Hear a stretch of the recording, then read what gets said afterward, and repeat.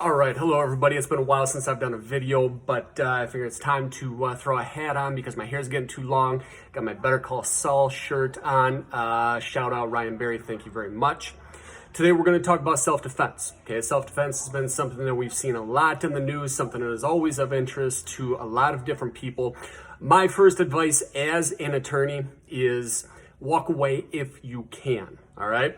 Now, the question becomes is, when is it okay to use deadly force? Now, if you are following somebody in a pickup truck while they are jogging down the street and you gun them down, that is not okay under any circumstances. Okay, that makes you a terrible human being and you don't get to claim self-defense based on that.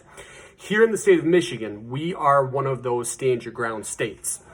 If you are not involved in the commission of a crime and you have an honest and reasonable belief of impending death or great bodily harm, then you are allowed to use deadly force to protect yourself, all right? So again, you have to have an honest and a reasonable belief that you are going to be facing death or great bodily harm by whoever is attacking you. And in that situation, that is then the only time that you can use that amount of force, deadly force, to protect yourself, all right?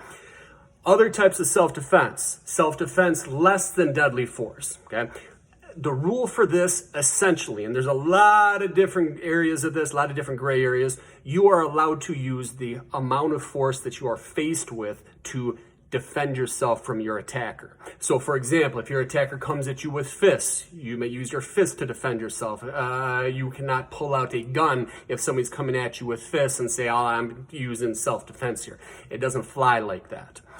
Now, as far as the duty to retreat, if you can retreat, then you should retreat, unless you are faced with a situation where you are facing either, again, death or great bodily harm, then you do not have to retreat. You can stand, fight your attacker, and go from there. If you're in your house, you never, ever, ever have to retreat. Okay, that is kind of the castle doctrine where you're allowed to defend yourself and defend your house. So those are kind of, in a very quick nutshell, what self-defense is, how it works. If you're facing death, you're allowed to use deadly force.